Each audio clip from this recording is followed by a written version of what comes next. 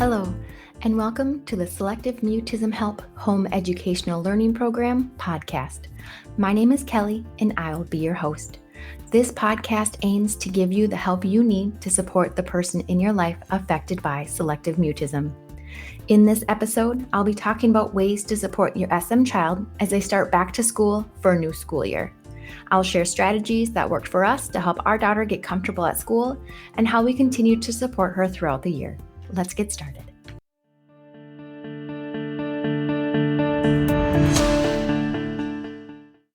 Welcome to episode 6 of the Selective Mutism Help Home Educational Learning Program podcast. My name is Kelly, and I'm a parent of a child with selective mutism. Being that I am a parent and not a medical professional, this podcast is for informational purposes only. For many kids, the start of a new school year brings a lot of excitement. New teacher, new friends, new clothes, and new school supplies. For a child with SM, it can be downright dreadful. New teacher, new friends, new clothes, and new school supplies. As a parent, it is a very stressful time not knowing what the new school year is going to bring, especially for those starting school for the first time, starting at a new school, or starting back with in-person learning instead of distance learning. There are so many questions that are on our minds. Will the teacher be the right fit? Will my child get bullied? Will anyone befriend my child even if they don't talk? Will they eat their lunch? Will they be able to ask to go to the bathroom? What happens if they get hurt? Will they tell someone? The list goes on, and it can become very overwhelming. When us parents get overwhelmed, we may become anxious. When we become anxious, our kids pick up on that and their anxiety goes up even more. So let's take a deep breath together. And let's get to work helping our kids. I think the first step in starting any new school year is letting the teacher know about your child's diagnosis. If you aren't able to find out who your child's teacher is before school starts, let the principal know about your child and ask them to share the information with whoever your child's teacher is going to be. To help educate your child's teacher, you can share my last episode, episode 5, which has information specifically for teachers about students with selective mutism. You can also create an About Me handout that has information about selective mutism and how it pertains to your child. To help you out, I've put information in the episode notes on how you can get a template to use. Another way for your child to get to know their teacher is to ask if they can maybe send your child a video of them talking about themselves, maybe where they're from, their likes and dislikes, if they have any kids or pets, what they like to do in their free time. And depending on your child's level of SM, they could potentially send a video back or maybe write back some things about themselves. It'll give your child and teacher a way to start building a rapport before even stepping foot in the classroom. The next step should be getting a schedule of the daily routine and if it changes from day to day.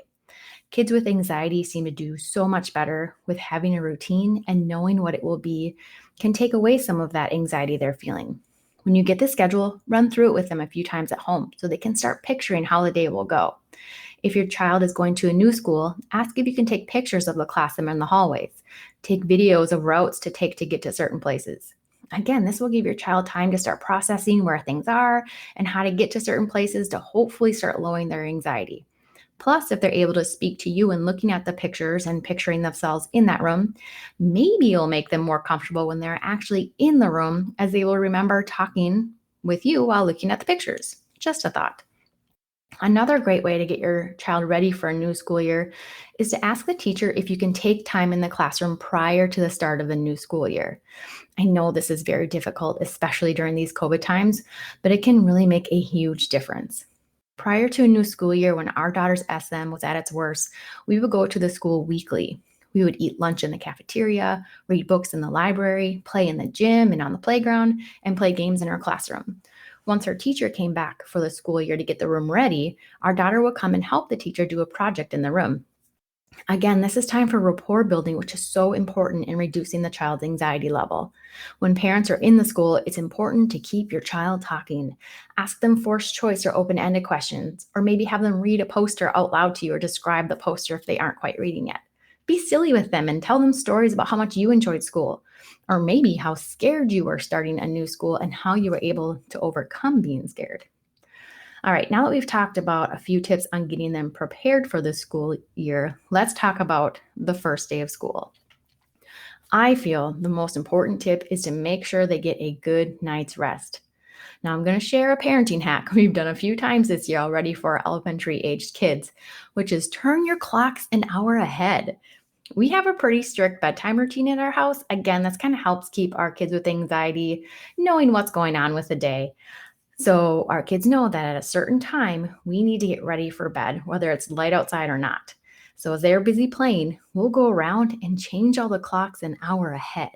So this means an earlier dinner, so make sure you're prepared. But it also means an earlier bedtime, just to give them that extra hour of getting ready for bed and having hopefully an extra hour of sleep.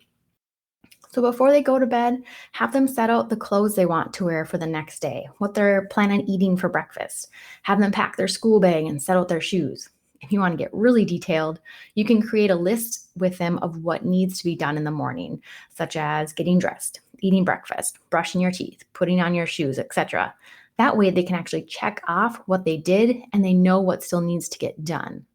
Take time with them at bedtime to just lay with them. Tell your child how much you love them and tell them how much you look forward to hearing about their day. You could even give them a mini scavenger hunt to do. Maybe ask them to let you know how many boys or girls are in the class, or the color shirt the teacher might be wearing, or maybe telling you how many kids wear glasses in your class. Whatever fun things you want to come up with. It will give them something to focus on and give you something to talk about when they get home. Our daughter was and still is very reward motivated. This helped us to create brave challenges for her to do at school. The biggest thing to remember when creating a challenge is to know where your child is in overcoming their SM. So if they have trouble simply making eye contact, you don't want their challenge to be answering an open-ended question. If they are answering with a verbal yes or no, don't challenge them to nod their head, just to nod their head yes or no. You need to find something that is just a little bit more challenging than how they are currently communicating. So how do you know what challenges to start with? Well, go through those lists of questions you had constantly weighing on your mind and find the ones that are the biggest priorities. If making sure they're asking to go to the bathroom is a high priority, set a goal for that and reward them when they're able to do it. Now, that doesn't mean the first day of school, they have to go up to their teacher and ask if they can use the restroom. You help your child find a way to communicate their needs based on where they're at. For example, our daughter could not speak to her teachers when she was in preschool, but she could hand them things. I don't know if you remember Pogs, but I still happen to have my Pog Slammer, which was basically a big, heavy coin with a fancy design on it. We nicknamed this her potty coin. I let the teachers know ahead of time that she had this coin, and when she needed to use the restroom, all she had to do was show the teacher her coin. It was her way of communicating her needs without creating a lot of anxiety.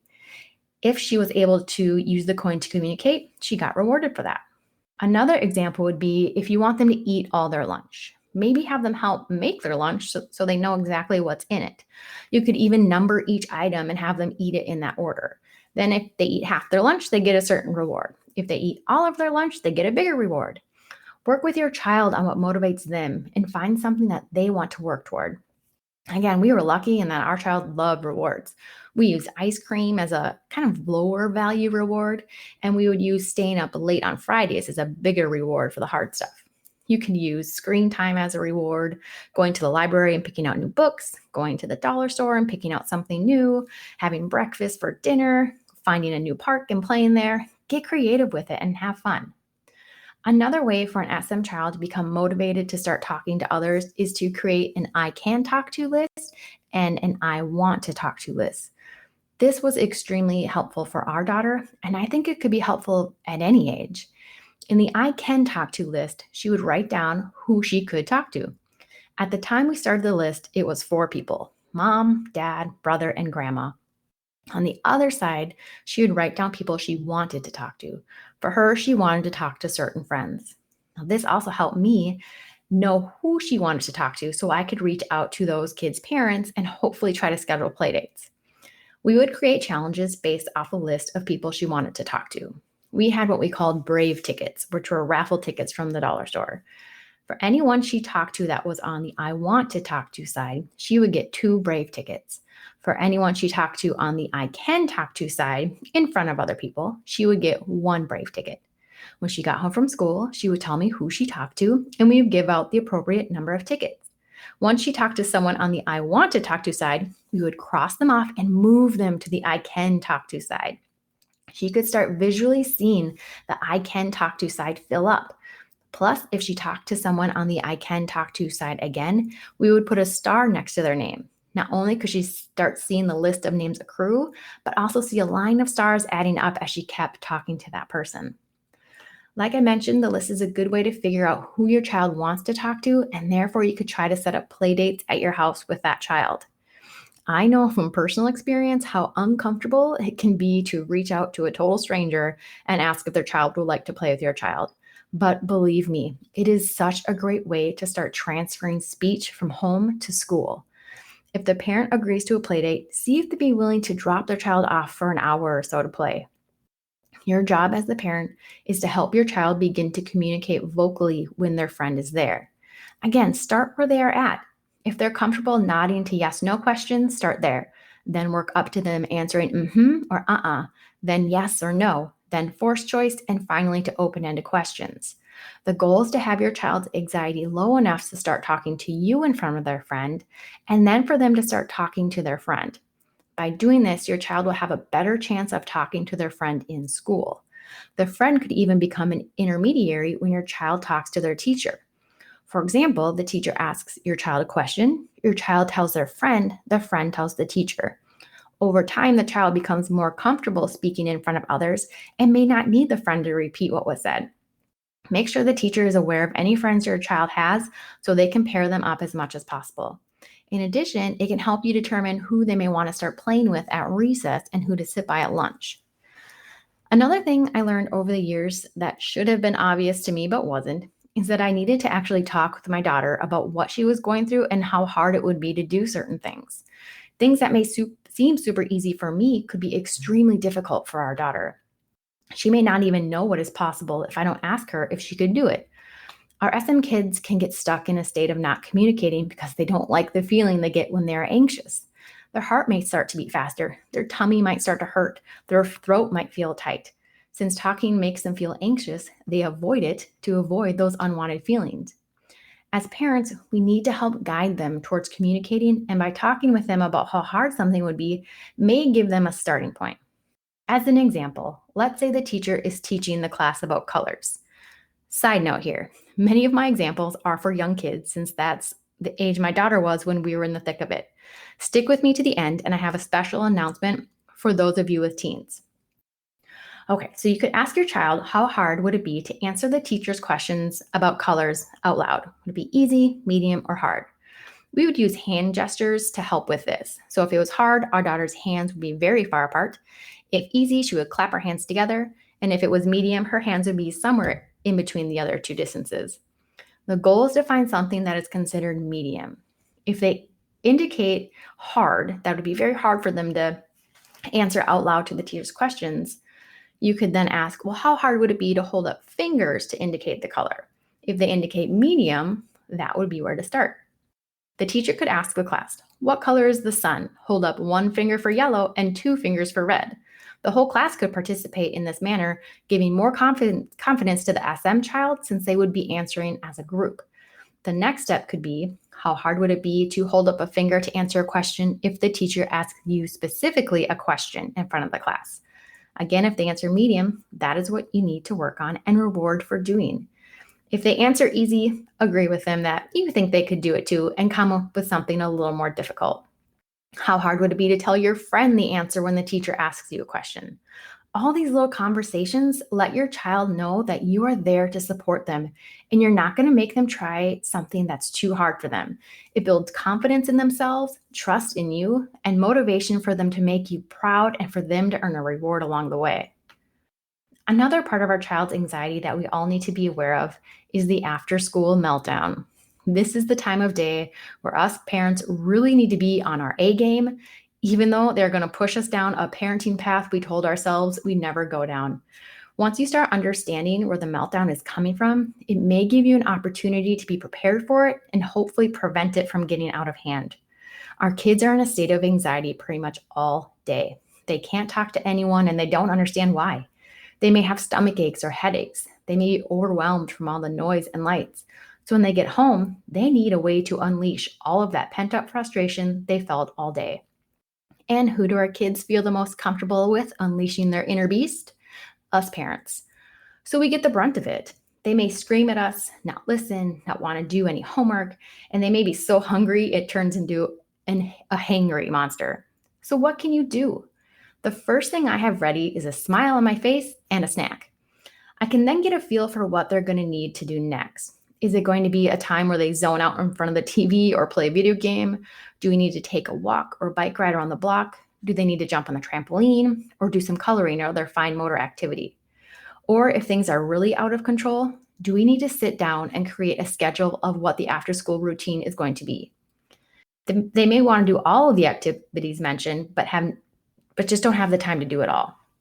Creating a schedule will let them know exactly what they'll be doing and for how long. No matter what you decide to do, please do what you can to not spiral with them.